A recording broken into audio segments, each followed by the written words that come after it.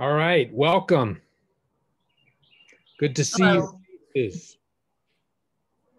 I'm Eric Thompson. I think all of you know, but we're recording and this goes up on YouTube. So I'm going to introduce this program today. It's you're in the living room of the Vermont Center for Family Studies and our Free Together, Free Apart series about hacking family success. And I'm really excited for this particular meeting today. The journey of learning Bowen theory for many of us is absolutely fascinating.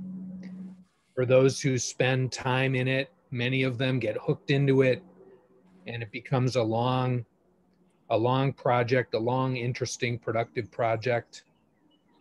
For some of us, it becomes a kind of orienting principle for how to solve some of the most important puzzles in life. Families have a gigantic impact on the well-being of human beings. I think Bowen theory is uniquely successful at articulating why that is and provides some very interesting tools to help people stay in the lane of keeping family satisfying. And it certainly has had that impact on me. And I feel very fortunate to be a part of a community that explores this together. And one of the major components of that is the Vermont Center for Family Studies training program, which I think is about 5 years old now. There's training programs in Bowen theory in the National Bowen Theory Network all over the country. And after 25 years of existing as an organization, or well, I guess it was 20, we're 25 years old now, it was the right time we were able to start this training program. And it's just been great. I'm a busy person and I always feel glad I'm in the meetings. And I just, every single time, because I get to hear inspiring stories that make me stronger. And people really digging into this puzzle of what's it like to think systems about your own family and about other groups that matter a lot to you. And what does family leadership look like? And what does family survival look like? So, and part of that is what the trainees bring. And a huge piece of that, what the faculty brings, what the trainees bring. So today we have 3 trainees who have been kind enough. Thank you guys for jumping on here with us. And just to have a free-flowing conversation like we like to do in this space here about that journey of digging into the concepts, applying them, and what the journey's been like for you guys. That's what I want to do, is interview you guys and hear from you about that. So I'm going to introduce our 3 guests, each of them from a different angle, coming from a little bit of a different angle with this journey of Bowen theory. First, I want to introduce Caroline Sprag, who is one of the people who this year did her 3rd year in the training program, and we gave her a certificate of advanced study. She earned a certificate of advanced study in Bowen theory, I think well earned, Caroline. Caroline's path, she actually was mentored by one of the most important people in the Bowen network in the US for many years, Dr. Ann Bunting, who was the founder of this organization. And Bunting worked with Bowen before she moved to Vermont. So Caroline came into the program with a lot of knowledge, but then had this, okay, now I'm in a training program, so it's going to be interesting to hear about that. Mike Decker is not a therapist. Oh, and by the way, Caroline Sprag is a therapist. She's a licensed therapist in private practice in this community and has been doing that for a long time. So Mike Decker is not a therapist. He's an MBA. He's a business executive. He has a community called his team that he's been leading for many, many years and growing positions of higher responsibility, including a recent promotion with the American Institute of Certified Public Accountants. And Mike jumped into the Bowen theory journey as a member of a class that I teach on applying Bowen theory to businesses. I just want to pause and ask, do you hear my daughters and her friends laughing? Is it distracting? A little bit. Okay, Bonnie Metzger comes in with the honesty. I'm going to step away here for 1 minute and tell them to shut up. I'm going to lead by managing myself and say, shut up, you guys. Hold on, I'll be back in 1 second. Hey, T.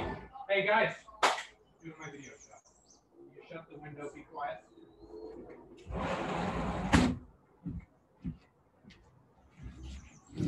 Sometimes it is about authority, being a self. Could you hear my command? Did you hear the clap? Yes, sir. Some of my business clients have taught me, the importance of being able to give a command. It's part of the arsenal of a family leader too.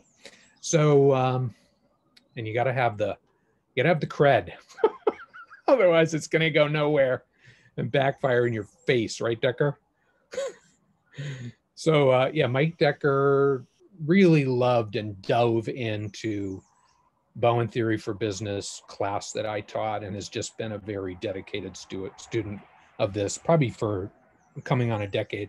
And he jumped into the training program, a little bit of an unusual move for a business leader, and has finished his first year journey with that.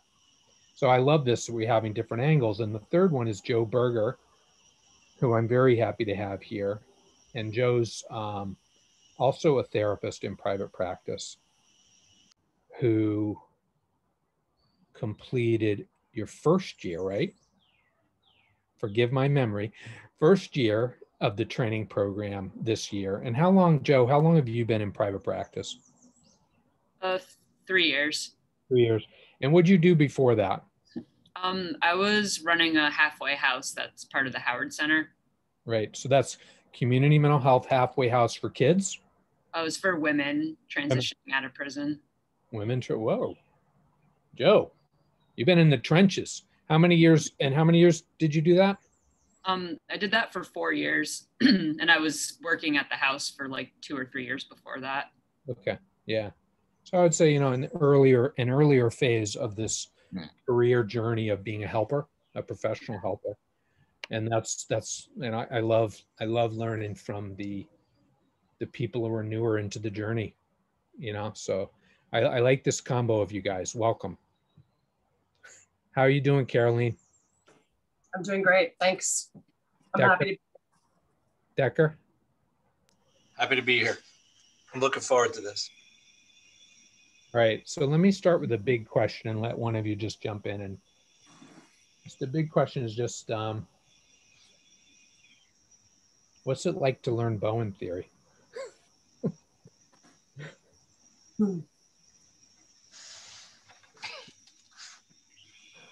I'll answer. It's really hard in the beginning, and then once you start to get it, which sometimes can take a long time, but once you start to get it, it provides a really good structure to kind of understand what happens in your family, in yourself. And I think and it's ongoing. Yeah, I like these points, Caroline, of long time and ongoing. It's so true. It's a little bit hard to sell because it's so not a quick fix. Yeah. In fact, sometimes people feel like they have to kind of stop what they're doing first. Can you say a little bit more about this hard at first? Well, I think that I think that we think about therapy as sort of a place where you go and I started with a Bowen therapist. So that's kind of my orientation, that we think that we go to a therapist and they're going to soothe us and help us and support us. And I think that we don't always talk about the challenge. And I think when I first started and I was being challenged a lot, that was really hard in the beginning. And there was a habit in my family of being a victim. And that was the big thing that was sort of challenged in me. And it was hard. It was really hard to kind of come back week after week and be challenged in that way. So I think that's the hard part, to kind of start stepping away from that and to do the part where I think a really important part of Bowen is observation, observing yourself in system, observing how other people move in a family system. And you know, we like, as you say, we like to kind of have a technique, an answer, and then one and done, and you're good. We like that in our culture. I'm going to ask you two more and then ask Mike or Joe to jump in. So the first is, why'd you keep coming? Why'd you keep coming back when you know, sort of almost kind of sometimes maybe weren't liking what you're hearing or didn't feel like you were getting enough validation or something maybe? I don't know. Well, I think before I found Anne, I was very much encouraged by my dad to go to counseling, because he had had a life-changing event and it had been helpful for him. And I kept on going to therapists and I felt like they were just making me feel better, and I wanted more than that.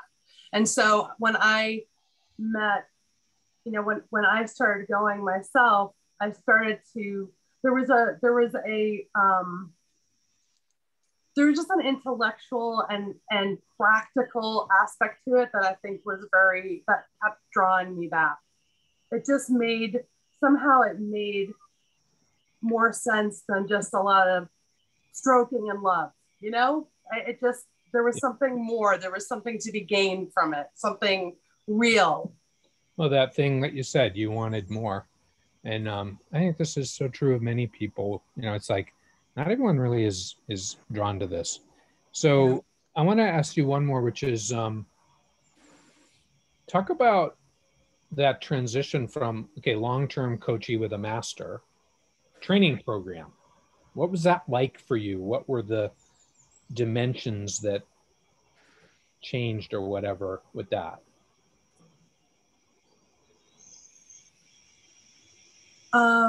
I think it was good in terms of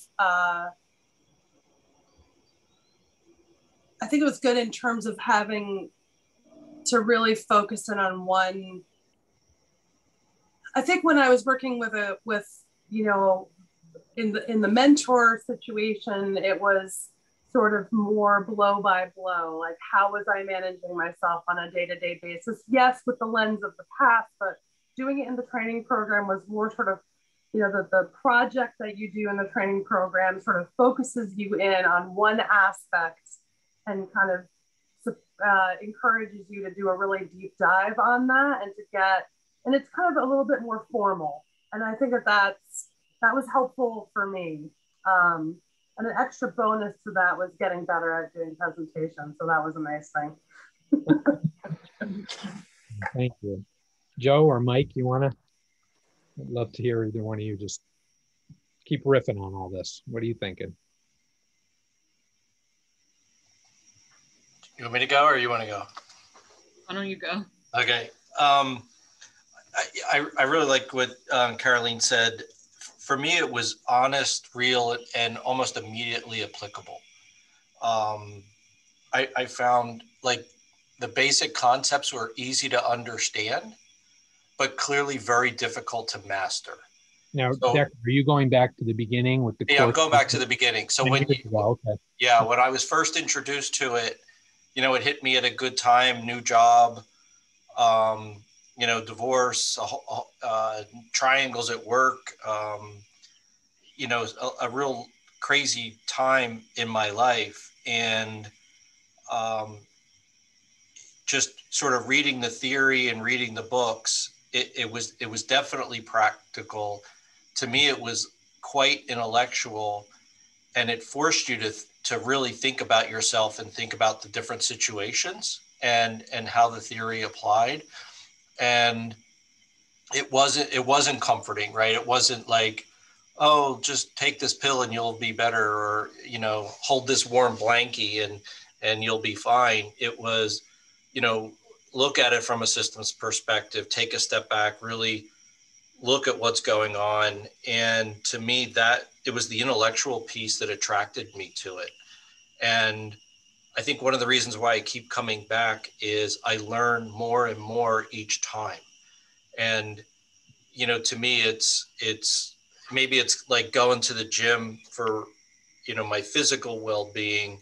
This helps me with my mental well-being and my, I wouldn't say sense of purpose, but maybe just sense of calm and sense of understanding around, you know, myself, my family, my staff, you know, the company and the crazy world around us. I like this point, Mike, about the that it was challenging. Did you find that attractive or annoying or both? Well, it depends which question you asked me, whether it was,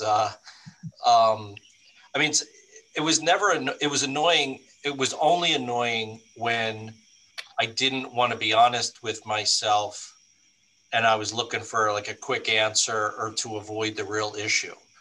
Or, and I've seen you do this with others, and I know you've done it with me where, you know, we're avoiding addressing whether it's our feelings or the true issue that's happening. And we're focusing maybe on someone else, or we're focused on sort of the wrong thing.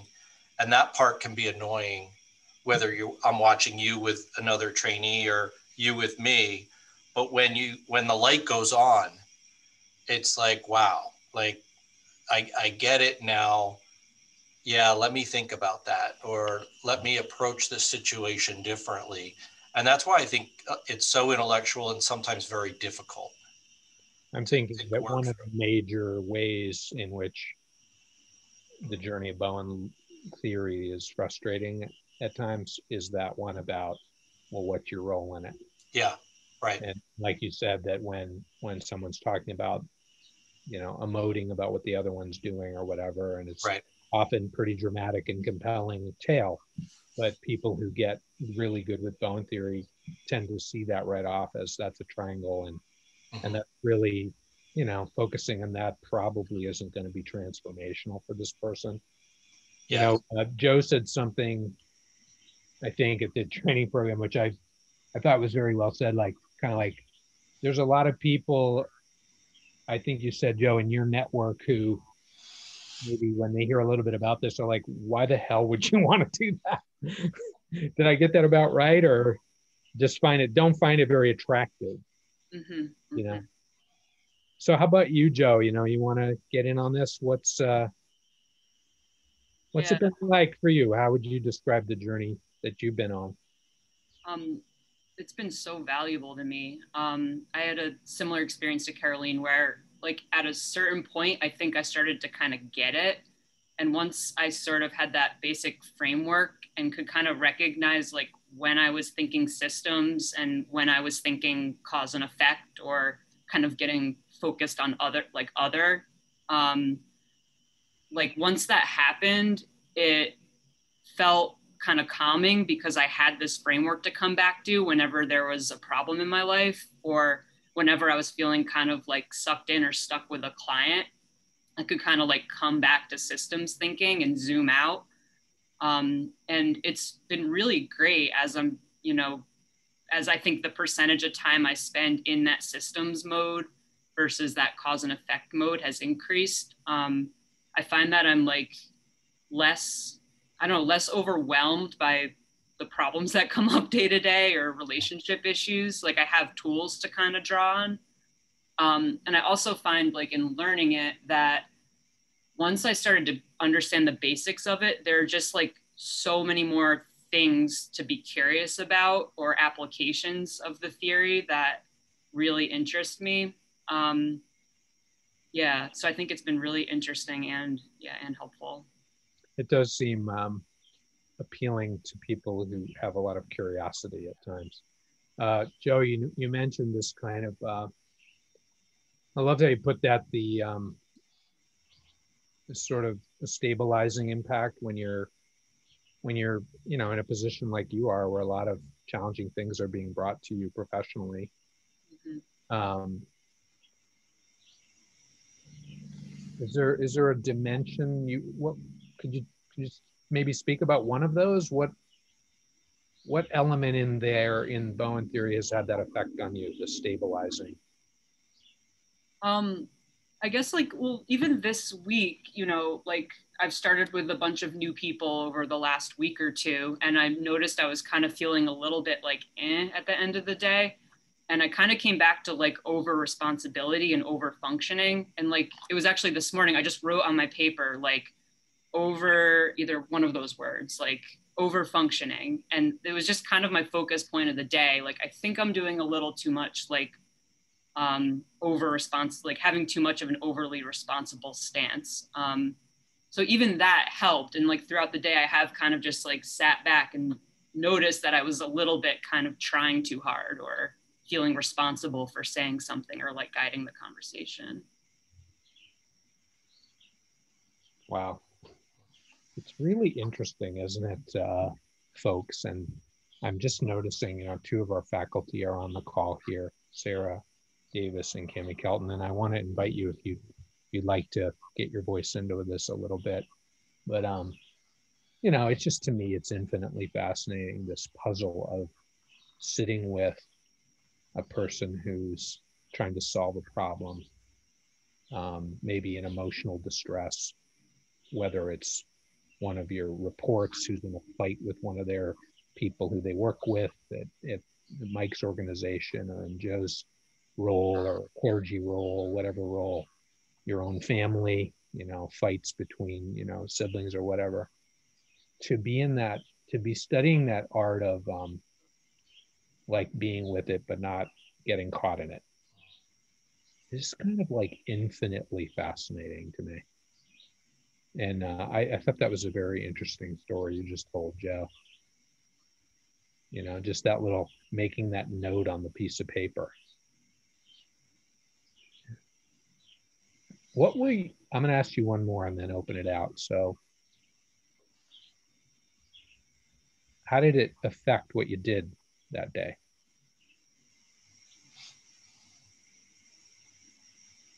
I think there were a few moments where I while I'm in session, I recalled that, and I kind of just I could feel myself kind of sit back and just pause and let there be more silence, and kind of say, kind of imagine I was the client in therapy, and they have things to say. I don't need to kind of steer this conversation as much as I'm feeling like I do right now. Any observations of what happened then? I think when I can kind of shut my mouth in these situations, they usually have something important to say. And I think that I probably would have, blocked a productive train of thought or point that the client had to make if I kind of kept going in that overly responsible way. Caroline or Mike, any thoughts about this?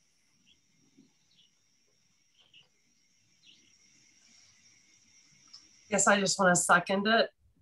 It's always great when I don't talk, just listen. And it's so true. So much more good stuff comes up, and a client is then more in a position of reflecting on what they're saying versus tuning into my advice.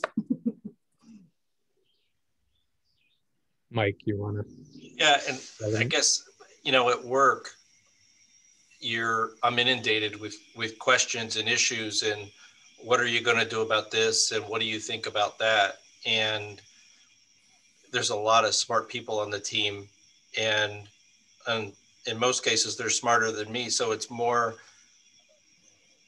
if I always start looking at it from a systems perspective, but if I start with maybe their impression or their perspective or looking at it from a systems view, I approach it much, when I'm on my game, I am much calmer, and it's actually faster to solution or faster to, whether it's implementation or analysis, it's always better and more thoughtful if it's from a systems approach versus if I jump in with my own emotions or my own thoughts. And I think that's especially true at home,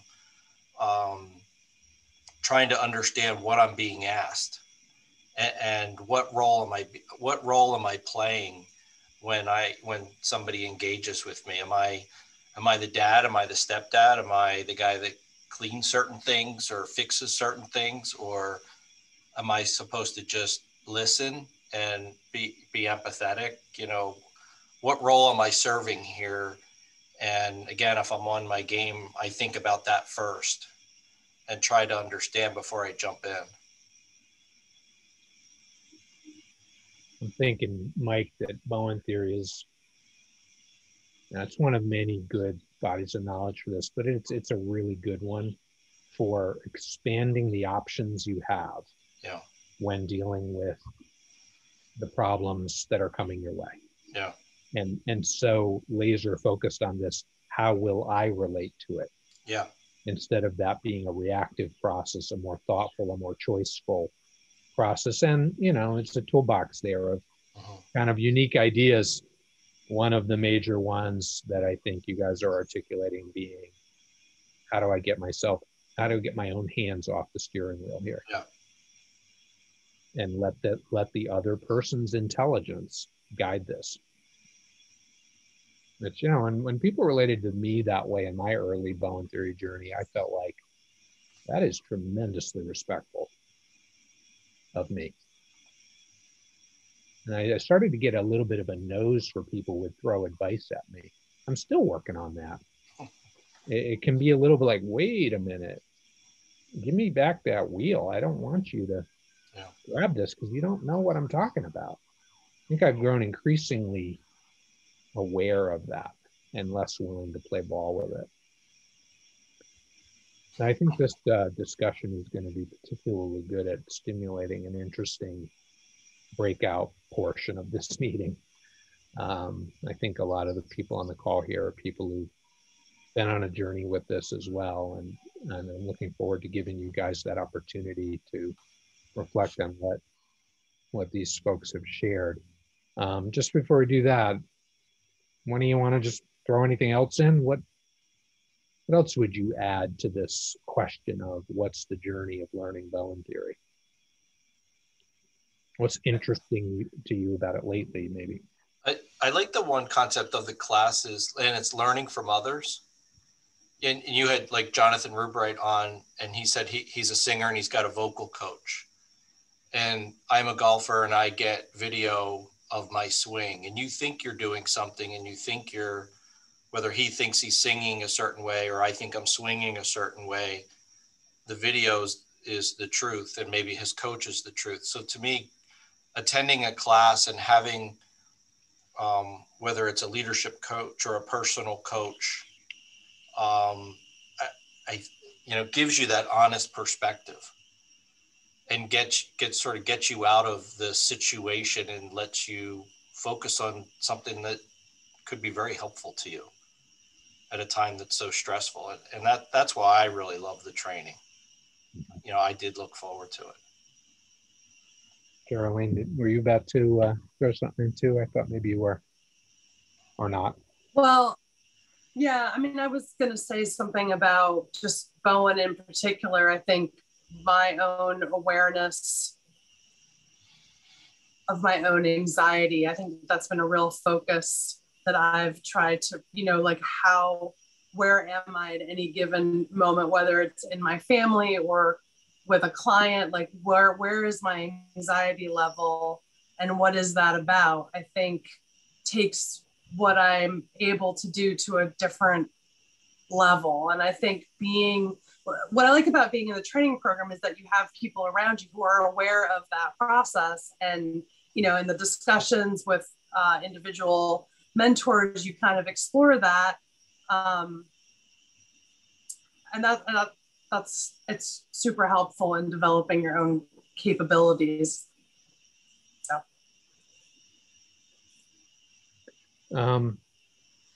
So there's this emphasis in the traditional Bowen theory training path on the theory, on this, and some people say, well, that's super intellectual, or why this big emphasis on the theory?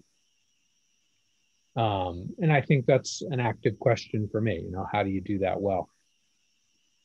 What have you guys thought about that? Some people contrast an emphasis on learning the ideas with maybe, the focus on the story that you're in, and wanting to share about it and things like that. Any thoughts on that? What could we do better? But no, just, that's one way you could go. But just, what about that? What about this learning the concepts kind of dimension of the journey? It seems kind of essential. Like, I was introduced to Bowen theory like maybe 6 or 7 years ago, and like did some training in it, but it wasn't until I like really immersed myself in it that I think I got any benefit from it. It seems like you kind of need to know the theory in order to kind of, grow from it. And I think the process of learning the theory is really interesting, and we do it through examples and personal experiences. So I think even, as you're going along, you're gaining from Why it. would you say, Joe, that you have to learn the ideas to get any benefit? I think it's that shift to a systems lens. Like, I think until you're really kind of understanding it, you're still in an individual, like, cause and effect mindset. Like, I'm still in that mindset probably like 80% of the time, but at least I can kind of catch myself and then go back to that systems lens. But I don't think it was until I did the training program and was so immersed in this, and like it kind of clicked, that I could see that I was getting kind of sucked into stories and blame and that more narrow lens. Yeah.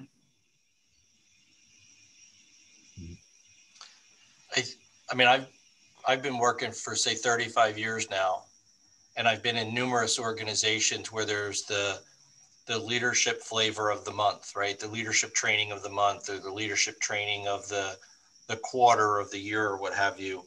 And to me, the Bowen's application in a leadership role, the combination of, you mentioned tool sets, right? The combination of the different tool sets, the different theories, and the stories, and how they can literally apply to, tons of situations. And the fact that it's focused on me, and it's focused on, whether it's my role in it, or what's the system saying, or the triangle, or, but it's immediately pertinent to sort of maybe what I'm struggling with. And I don't have to draw a connection between some leadership theory and, well, how does that apply to me today? It instantly applies. It always applies in some way, shape, or form. Because it's so simple in a way. Agreed. Yes. I'm doing this. I'm kind of learning about civil discourse and, polarization, leadership in society. And I'm doing a little learning journey with this organization where they do training on that.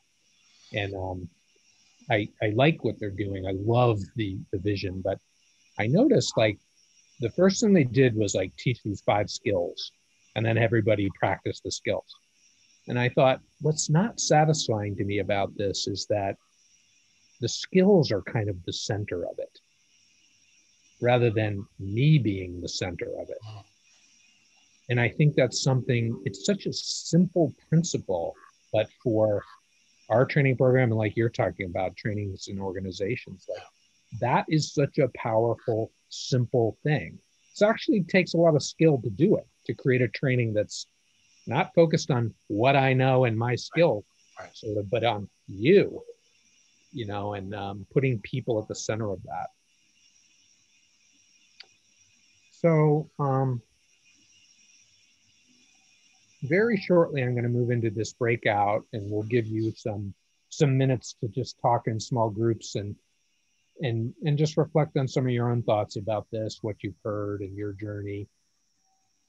Just before we do that, I want to see, and then after the breakout, we'll have a discussion together for about 10 minutes. But Cami or Sarah, would you like to say anything? What are you? Sure. I'll hop in if okay for a sec. Yeah, for me, the process of learning the theory, which has come through the training program, was just invaluable. And I came to it sort of, you know, close to 30 years into my career, and had been exposed to all kinds of other ways of working with people and thinking about how people operate, all of which had value. But I think that this has opened up a broader range of possibility for me, both professionally and personally, in a way that none of my other previous learning has done. And another thing that I'm thinking about is how in training programs, you know, there's a certain amount of emphasis on learning the theory through sort of wrestling with it in your own personal life, using it, applying it to some personal puzzle. And what I found in doing that is, in those efforts, it had a very real benefit in my work. And I'm thinking about, Eric, your comment in that about learning skills and sort of it being sort of something being skills focused versus person or self-focused. And one of the things that I think has been a huge benefit professionally for me in applying the theory more personally is in the process, I've developed the skill of asking better questions, you know, like sort of recognizing I don't have the answers for my clients, but I sure can think hard about the questions I want to ask them, and that might be important and make some difference. Cami, maybe that's one of the key features of a better question is like, if you're thinking to yourself, I know the answer. Yeah. You're going to come up with a good question. It's just not going to happen, no matter how well you articulate right. it. Right. And the question can steer the client to the answer you're looking for. Right? And I think can't we smell it when it's not? So Sarah, how about you? Do you want to say anything as a faculty like Cami? Sure. As a faculty, I guess I would just how gratifying it is that somebody like Joe, who's having a long, hard day with a bunch of new clients, would, even though we don't teach skills or strategies, we don't provide a toolkit, that she was able to take something, a concept that she learned about through the theory, and it was helpful for her that day. You know, this idea of, Joe basically said it in just a few different words, but a Bowen coach somewhere along the way said, feel the back of your chair. And Joe talked about, she sat back. She was able to sit back. Mm-hmm. And to me, that's the value of learning the theory. It certainly has been for me, is, as I say, although I haven't been provided with a checklist of things to do or to not do, it's remembering the concepts and having that systems view that is so helpful, and how gratifying it is if a therapist or a business leader can actually apply something that they've learned. And I think that I'm thinking the benefit to Joe's client in that moment when she sits back in her chair is in Joe not getting caught up in the subjectivity of the client's story, it leaves more space for the client, as has been said, and how probably that's more helpful in the long run. All right, thanks guys. All right, I'm gonna open up the breakout rooms now, and you're gonna have just a little less than 10 minutes to chat together. See you soon.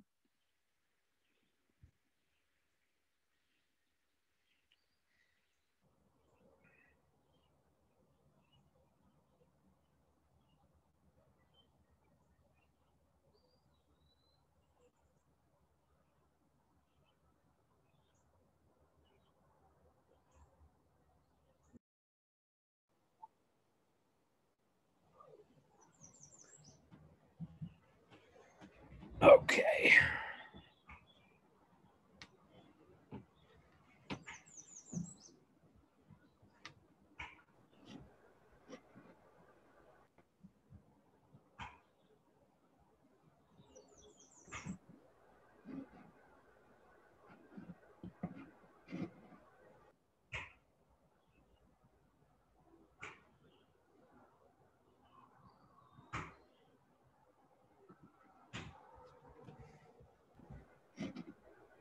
All right, welcome back. Kind of amazing how well Zoom works. So I'm going to tell you a little bit about what's coming up here. You can see here at the end of the month, Lorna Hecht Zablo is a therapist and Bowen scholar in California. She wrote an article that got my attention in the Family Systems Journal about the emotional process surrounding Donald Trump. And I thought it was very well written. So I reached out to her and she agreed to come on and talk about polarization, the polarization problem, applying systems thinking to today's political climate. So I'm excited about that and hope I'll see some of you there. We're kind of coalescing the 4th annual conference on, we've used different titles, Inner Silence and Differentiation of Self, exploring the relationship between meditation and family health and Bowen theory. This year I'm calling it spirituality and family health. I'm hoping we can bring some clergy voices into this conference, and you can see more about these amazing speakers that we're going to have. I can't wait, on our website.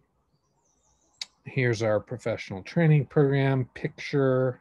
And I just wanted to announce that we have a wonderful benefactor who has sponsored some scholarships available for employees of nonprofit organizations. So that's something you could reach out to us and inquire about if you or someone you know is an employee of a nonprofit, kind of community-based program. We have some scholarships for our training program. I'm just going to let you glance over the basic structure of our training program. Happy to answer questions about it after the meeting. And then finally, just to note that we rely on the generosity of our donors to make this happen. We try to keep our prices low, recognizing that a lot of helpers don't get paid a lot. And Dave Galloway, one of them, I think said it so nicely when he talked about the value of this free program that we've been doing and why he supported us. So it's easy to do on our website if you feel moved to contribute to what we're doing. It really makes our hearts sing when you do. So, okay, so we got 5 minutes. I was hearing some great discussion in the breakout room I visited. And I'd love to welcome anybody who hasn't spoken. One of the people who've been kind of listening to the morning. What's this got you thinking about? You got a question for our guests or a comment you'd like to make about this journey?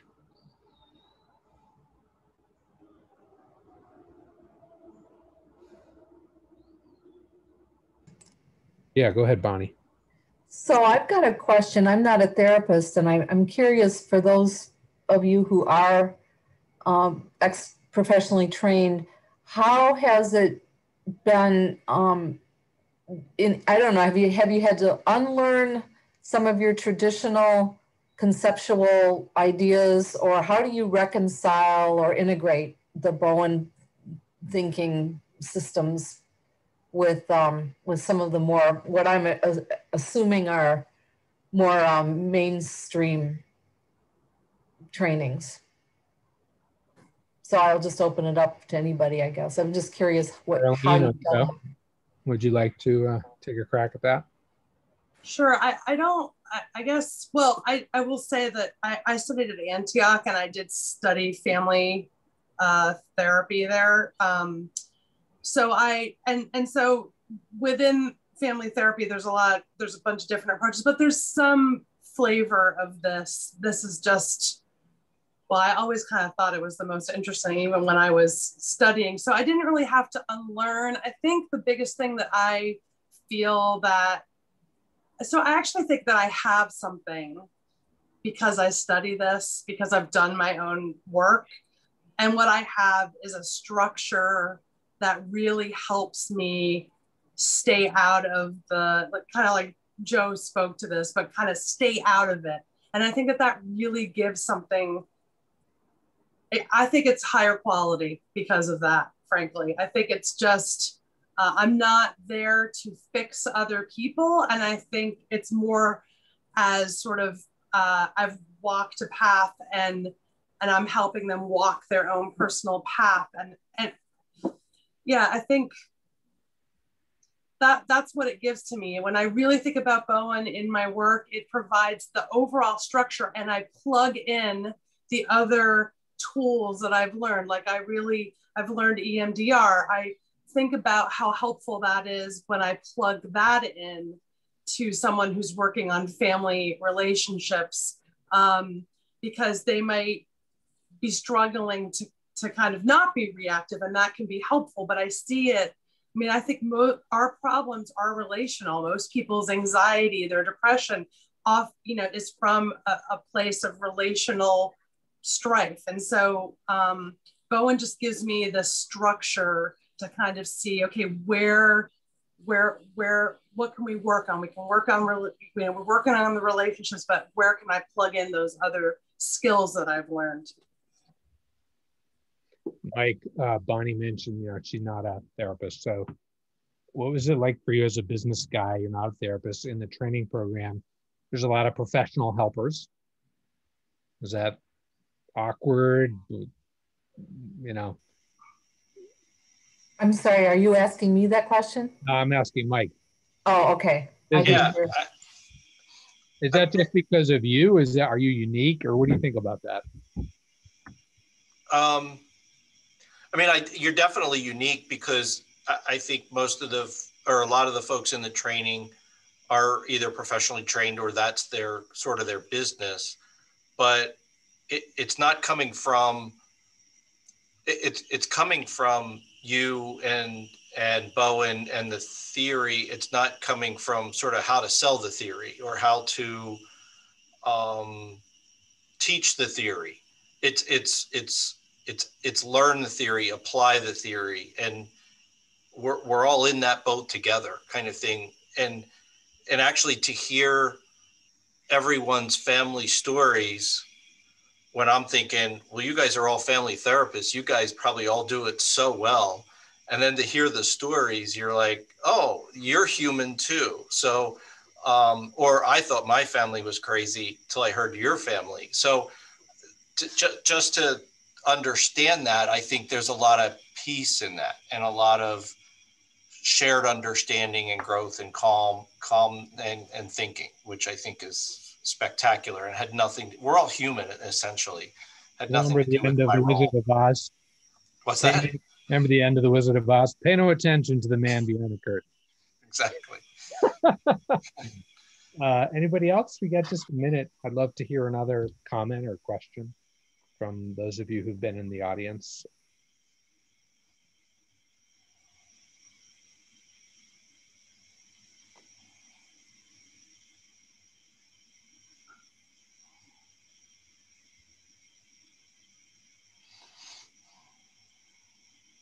What's it got you thinking about? What was interesting in your small group?